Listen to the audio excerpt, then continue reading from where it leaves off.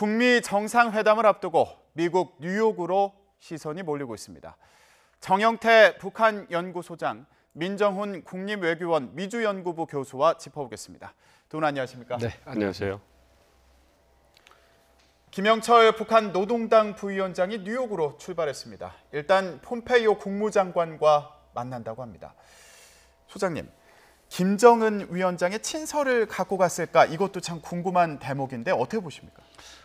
친서는 분명히 있을 겁니다. 이번 경우는 이제 김영철 통전부장의 경우에 폼페이오 국무장관하고 같이 소위 최종 큰 틀에서 합의를 하는 것을 이제 중요한 임무로 삼고 있을 거고, 그리고 또 이 비핵화와 관련된 여러 가지 문제를 핵심적인 문제, 이것에 대한 김정은 위원장의 결단이라든가 의중 자체를 밝혀줄 수 있는 그런 친서를 사실 전달할 가능성, 이렇게 함으로써 6.12 정상회담을 실질적으로 여러 가지 중단 없이 일어날 수 있게끔 하는데 결정적인 역할을 할 수 있을 것으로 전망이 되죠. 예, 그러고 보면 김정은 위원장이 트럼프 대통령에게 비핵화와 관련된 의사나 의지를 직접 전달한 적은 아직까지는 없는 상황인 거죠? 직접 저는 없었죠.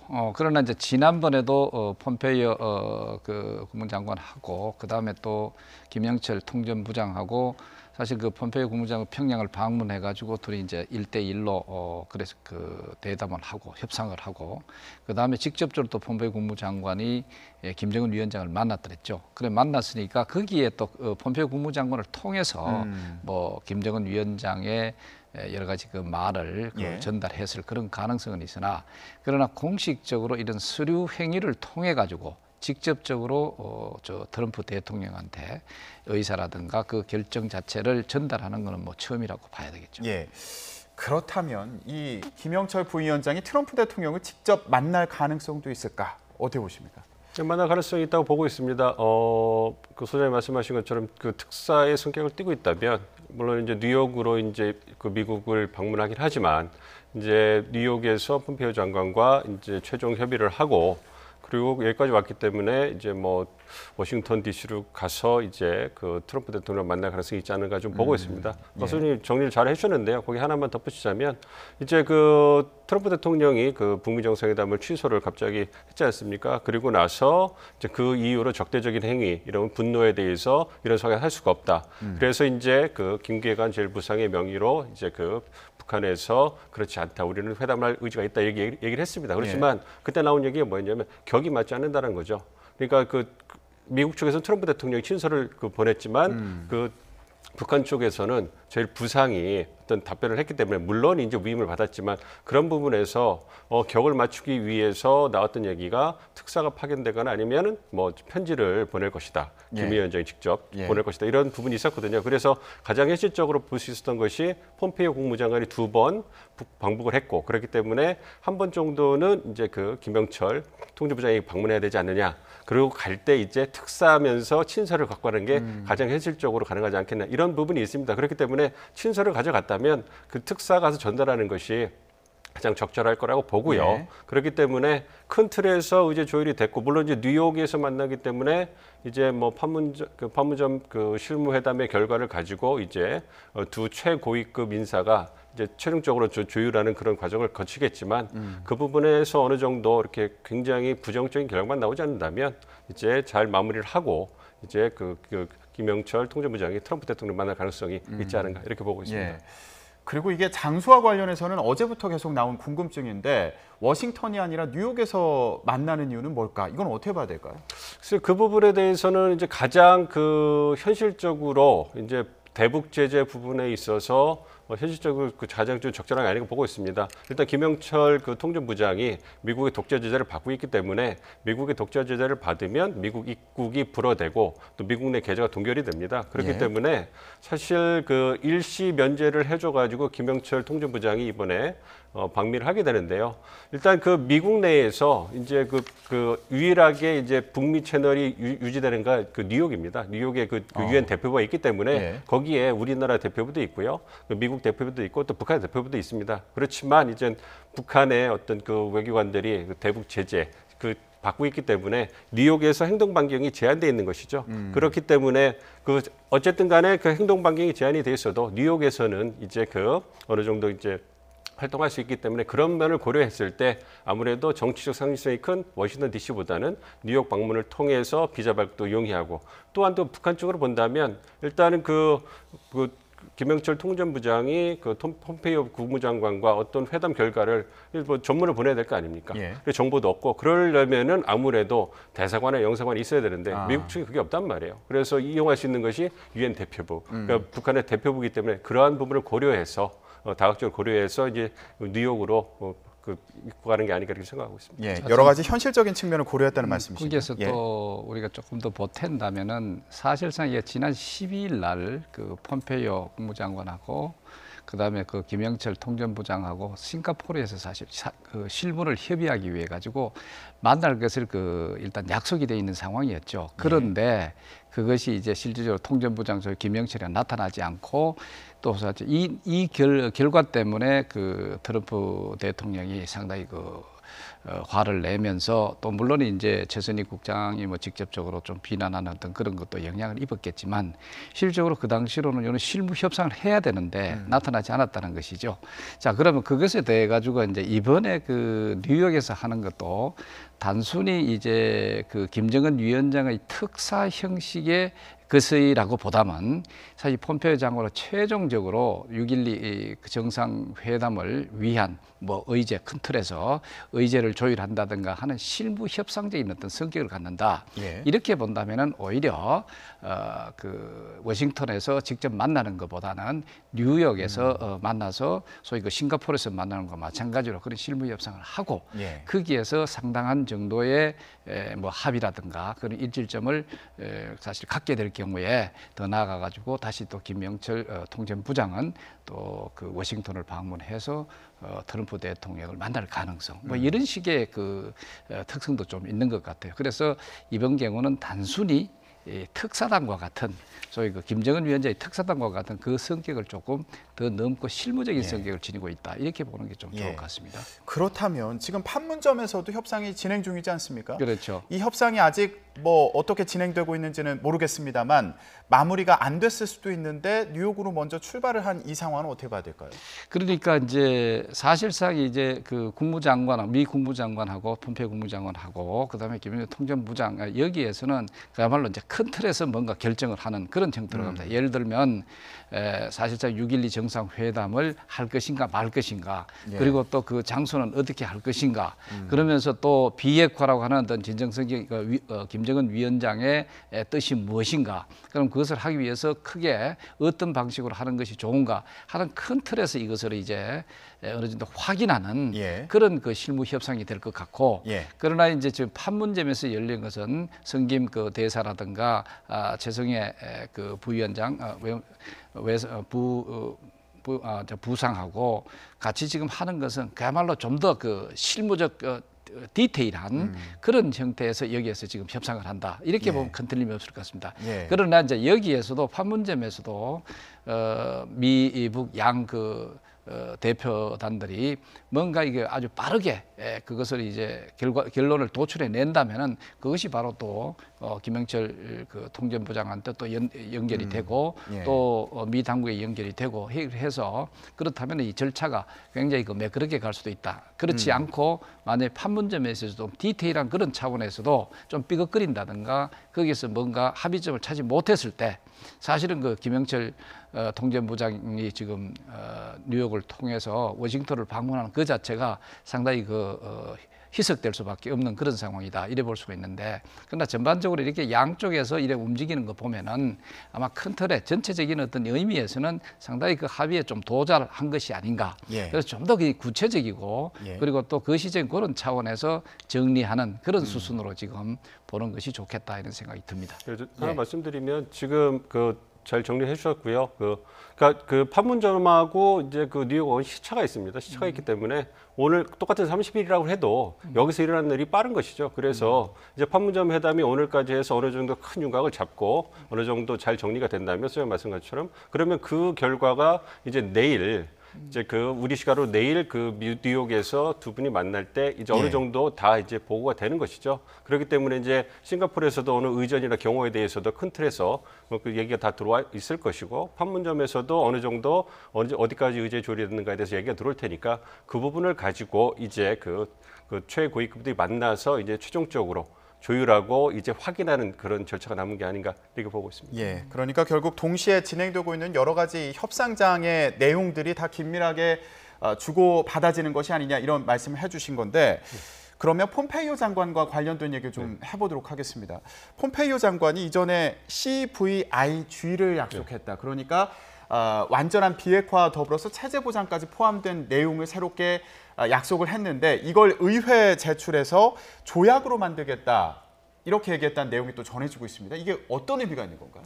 글쎄요, 뭐 그 청문회 나가서 청문회 보고 이제 의회에 나가서 그런 말씀을 했다고 하는데 과연 그것이 실현 가능할지는 모르겠습니다. 그렇지만 일단 나온 부분에서 말씀을 드리면 그 의회에서 조약을 만든 얘기는 아무래도 이제 이번에 북미 정상회담에서 나오는 합의를 어떻게 본다면 영구적인 어떤 법적 효력을 갖는 조약으로 만들겠다 이런 부분이거든요. 예. 그러니까 사실 그 정상 간에 어떤 그 합의를 해서 조약을 만들면 그것은 이제 국제법적인 효력을 갖게 됩니다. 그런데 그것이 국내법적 효력을 갖기 위해서는 그 국내에서 미국 같은 경우는 상원에서 그걸 통과를 시켜줘야 되는데 3분의 2의 찬성이 필요하거든요. 그래서 100명의 상원의원 중에 67명의 동의가 필요합니다. 그래서 굉장히 높은 수준인데 아무래도 국내 문제보다는 이제 외교 문제이기 때문에 어떤 높아도 이제 그 찬성될 확률이 더 높긴 한데요. 그렇기 때문에 이제 그 국내법적으로 효력을 갖게 한다는 것이죠. 그런 부분이 있다라는 것은 이것은 트럼프 행정부가 이제 4년이나 아니면 8년이 끝나고서 끝날지라도 예. 그 이후에도 국내법적 효력이 있기 때문에 그 의회가 그것을 뒤집는 법안을 다시 만들지 않는다면 그 효력은 꾸준히 갈 수 있다라는 거죠. 이것은 이제 북한이나 한국에게 특히 북한에게 이 북미 정상회담의 합의가 굉장히 오랫동안 지속될 수 있을 것이다. 예. 그래서 어떤 그 북한으로 하여금 이 합의의 중요성 그리고 어떤 개런티를 해주는 부분이 있는 것이죠. 또 한편으로 나오는 얘기는 뭐냐면 이게 그 의회의 문턱을 넘어야 되기 때문에 사실 의회가 또 북한에 대해서 요구하는 게 굉장히 높습니다. 그러니까 뭐 그 인권 문제부터 시작해서 사이버 공격까지 해가지고 굉장히 다양한 부분에 있어가지고 예. 이제 상원에서 북한에 대해서 요구하는 바가 많거든요. 이 얘기는 이제 북미 정상회담의 합의문을 의회의 문턱을 넘기 위해서는 의회가 요구하는 수준의 그러한 다양한 의제도 포함시켜야 된다. 예. 그러니까 그 북미 합의문의 수준이 미국에서 요구하는 것처럼 많이 따라와줘야 된다. 이런 식으로 북한을 압박할 수 있는 부분이 있거든요. 예. 그런 부분에서 이제 그 언론에서 나오는 것이 이제 의회에서 미국 의회에서 그 북미 정상 합의문이 통과되는 게 양날의 검이다. 이런 얘기를 하는데 뭐 저는 그 양날의 검이 있긴 하지만 그래도 북한 측에 미국 측에서 이렇게 적극적으로 나온다는 것은 아무래도 북한으로 하여금 최저 안전 보장에 대해서 굉장히 불안감을 갖고 있는데 그런 걸 불식시키기 위해서 적극적인 행보로 보는 게 아닌가 이렇게 좀 평가를 하고 있습니다. 예, 결국 북한의 신뢰를 얻음과 동시에 또 북한에게도 수준 높은 여러 가지 요구 사항을 제한하기 위한 그런 뭐 장치가 아니냐 이런 말씀을 해주셨는데 지금 이 협상이 그럼 앞으로 어떻게 진행될 것인가 이게 단기간에 협상이 이루어지기는 어렵지 않을까 이런 생각이 들기도 하는데 그래서 그런지 12일 이후에 정상회담이 열릴 가능성에 대한 얘기도 언뜻 나오더라고요. 이건 어떻게 봐야 될까요? 글쎄요. 지금 이제 사실상 그 지난번에 트럼프 대통령이 그 취소 발언이라든가 예. 이런 것이 있고 난 다음에 시간을 좀 이제 어떤 의미에서 잃어버린 그런 측면도 사실 있죠. 뭐 이것을 보상하기 위해서라도 사실 12일이 아니라 뭐 한 1, 2주 정도 연기된다라든가 이런 것은 실무적으로 생각을 했을 때 뭐 가능한 일이다. 또 그래 될 수도 있다. 라고 하는 그런 측면이지 지금 12일 이후에 연기된다. 그런 뜻은 사실 아닌 것 같아요. 그러나 어디까지나 지금 이제 트럼프 대통령이 또 밝힌 거나 그 정부에서 밝힌 거나 이래 봤을 때 가급적 지금 봤을 때 6월 12일 날 열리도록 하는 것이 좋겠다. 하고 하는 것은 분명히 밝힌 것이고 그렇다면 이제 만에 하나라도 지금 이제 가다가 실무적으로 문제가 생겼을 때는 뭐 그때가 뭐 조금 연기될 수 있다는 이런 내용이라고 볼 수가 있죠. 뭐 어떻든 저는 뭐 전반적으로 봤을 때 이 북미 정상회담을 열어야 한다면은 6월 12일 날 열리는 것이 가장 바람직하다 이래 볼 수가 있습니다. 뭐 그렇지 않고 이것이 연기된다든가 이랬을 때 굉장히 또 여타에 우리가 그 예상하지 않은 부정적 여파들이 또 생길 가능성이 사실 있죠. 그렇다면은 그 또 정상회담 자체가 상당히 그 퇴색해 버리는 그런 그것도 있고 하니까 특히 그 트럼프 대통령대로 또 김정은 국무위원장 자체는 국무위원 자체로 이 정상회담에 자기들의 어떤 고유의 그런 가치를 두고 있는데 사실상 이게 또 연기돼 버린다면은 그 자체 가치가 상당히 바랜다. 뭐 이래 본다면은 뭐 비교적 6월 12일 날 열리도록 하는 것이 가장 바람직하다. 다시 반복할 수 있겠네요. 예.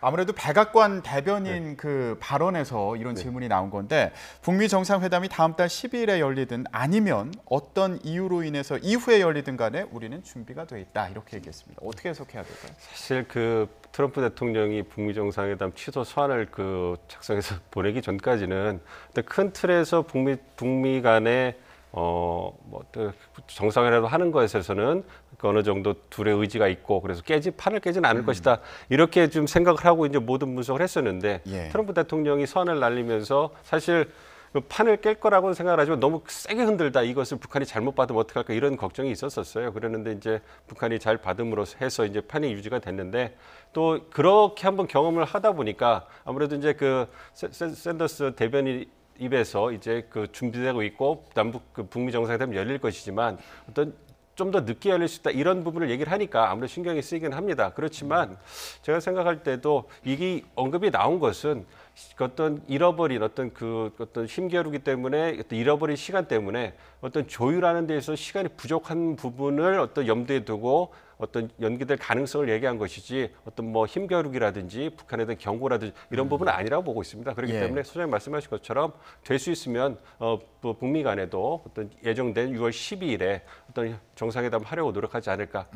만약 늦는다면 그리고 머지않은 그 한두 주 이후에 열릴 수 있다고 얘기를 하는데 그래도 트럼프 대통령이 그 북미 회담이 열린다면 6월 10일에 열릴 것이다 이렇게 또 트위팅을 했기 때문에 가능하면 6월 10일에 열리지 않을까. 그래서 그 뒤에 어떤 숨어 있는 의도는 없는 게 아닌가 이렇게 좀 보고 있습니다.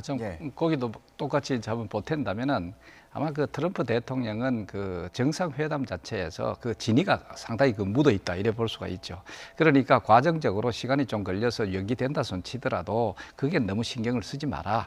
우리가 정상회담 하는 것은 분명한 것이니까 그것을 이제 우리가 목표를 달성하기 위해서 노력하자 하는 이런 어떤 메시지가 아닌가 이래 볼 수도 사실 있죠.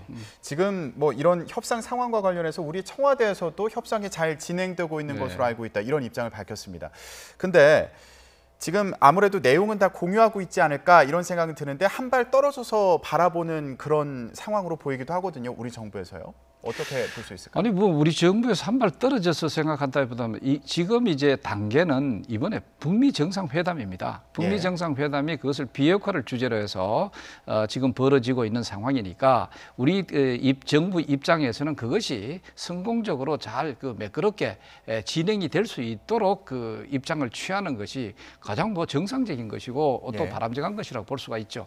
뭐 그런 측면에서 본다면은 뭐 전반적으로 봤을 때 지금 매끄럽게 진행이 되고 있다 이렇게 판단을 하고 있는 것 같고 또 그런 데 대한 강한 또 희망도 갖고 있는 것이 아닌가 이 두 가지 동시적인 어떤 그 의미를 담고 있다 이렇게 볼 수가 있습니다.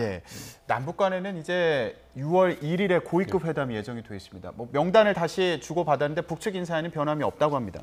그 참여하는 인사들의 면면을 봤을 때 어떤 의제들이 논의될 것인지 좀 예측을 해볼 수 있을 텐데 어떻게 예상해 볼 수 있을까요? 저희 측이나 북한 측이나 그 어떤 중단되기 이전에 어떤 그 북한이 이제 그 맥선더 훈련으로 인해서 어떤 박살 중단을 시키기 이전에 어떤 인사들하고 별 차이가 없는 것 같습니다. 보면은 이제 그 통일부 저희 쪽에서는 통일부 조명군 장관이 수석 대표고요. 그다음에 국토교통부 2차관 김정렬 2차관, 노태광 문화체육관광부 2차관, 김남중 통일부 통일정책실장, 그다음에 안문현 국무총리실 심의관 이렇게 해서 5분이 가고요. 그리고 북한 측에서도 이제 이전에 얘기했던 저희의 카운터파트인 분들이 오시기 때문에 이 분들의 면면을 본다면 이제 저희가 이제 판문점 선언에서 합의했던 남북관계 개선에 있어서 굉장히 논의되고 있는 그런 부분을 폭넓게 의제로 다루지 않을까 생각하고 있습니다. 그래서 어떤 국토교통부 차관이 가시는 것은 이제 그 남북철도 연결 부분에 대해서 논의를 하실 것 같고요. 이제 그 8.15 이산가족 상봉 행사라든지 6.15 그 남북 공동 행사, 그다음에 개성 남북 공동 연락사무소 설치 이런 부분에 대해서는 통일부 또 실장께서 또 이렇게 다루실 거고요. 그다음에 또 아시안 게임 공동 참가 있지 않습니까? 8월에 그렇기 때문에 그 부분에 대해서 문체부 또 이제 그 담당자께서 하시고 그렇기 때문에 폭넓게 이제 그 남북 판문점에서 나오는 그 의제에 대해서 폭넓게 다루지 않을까 이렇게 좀 보고 있습니다. 지금 남북 간에 논의해야 될 사안도 많은데 협의가 잘 돼야 될 텐데 지금 남북 간의 분위기를 보면은 좀 궁금한 부분이 생깁니다. 탈북 여종업원 문제를 또 북한이 거론하고 나섰습니다. 이건 어떻게 봐야 될까요? 그것은 뭐 북한으로서는 자기들이 이것이 이제 우리의 기획 탈북이다 이런 식으로 이제 강하게 비추면서 우리한테 이제 압박을 하는 모양새인데 그러나 사실 이거는 어디까지나 그 개인들의 그 인권 문제라고 볼 수가 사실 있죠. 뭐 북한이 이렇게 주장을 한다고 해가지고 우리 정부가 뭐 그쪽을 그 요구를 수용을 한다든가 그렇지는 사실 않을 거예요.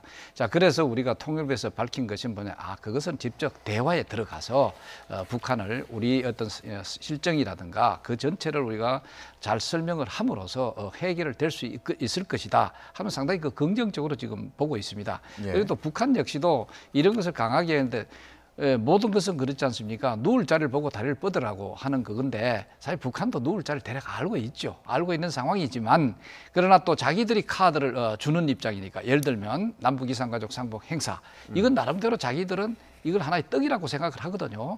그렇기 때문에 이거를 주는데 거기에 대한 반대 거부도 받아낸다. 라고 하는 그런 이제 소위 그 대화에 있어서 협상에 있어서 상호 어떤 레버리지를 내놓는 거다 이렇게 볼 수가 있고 아니면 이제 이것이 지속적으로 우리 정부를 좀 압박하기 위한 하나의 소재로서 이것을 자꾸 제기할 가능성이 굉장히 크다.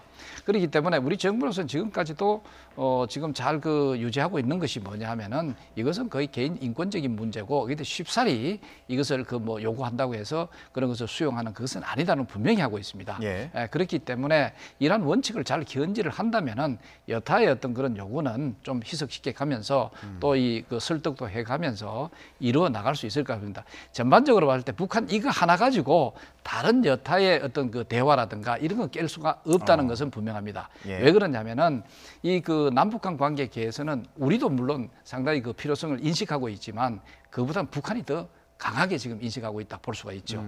그렇게 본다면 만약에 이런 거 하나 가지고 남북한 관계 개선을 또 어렵게 만든다 한다면은 사실상 김정은 정권한테 결코 좋은 일이 아니에요. 지금 상황에서는 일단은 한편으로는 비핵화 같은 협상을 강하게 드라이브를 하면서 거기에 근거해가 남북한 관계 개선을 해줘야 또 앞으로 그 남북한 그 경제 교류라든가 혹은 이것을 통해서 협력이라든가 지원 이런 걸 도출해낼 수 있는 유일한 지역이 우리 이쪽이라고 볼 수가 있죠. 그렇다면은 여기는 그런 측면에서 물꼬를 트는다는 입장에서 이걸 남북한 관계에서 필요로 하는데 이런 거 하나 가지고 계속 지속적으로 물고 늘어진다 하면은 그거는 자성자박이 돼버리는 거죠. 계속 끌고 가지는 않을 것이다. 그렇죠. 이런 그건 해석을. 물론 이제 그 요구는 되풀이해서 반복을 할 겁니다. 그럼에도 불구하고 그것이 결정적인 요인은 될 수가 없다는 그런 것이죠. 알겠습니다. 그러면 북한 움직임을 좀 더 자세히 짚어보도록 하겠습니다. 지금 북한이 중국과는 어떤 얘기를 주고받고 있느냐 이것도 관심인데 또 러시아와 어떤 얘기를 주고받고 있느냐 이런 얘기가 나오고 있습니다. 그래서 북한과 중국과 러시아가 또 회담을 여는 거 아니냐 이런 얘기까지 나오고 있습니다.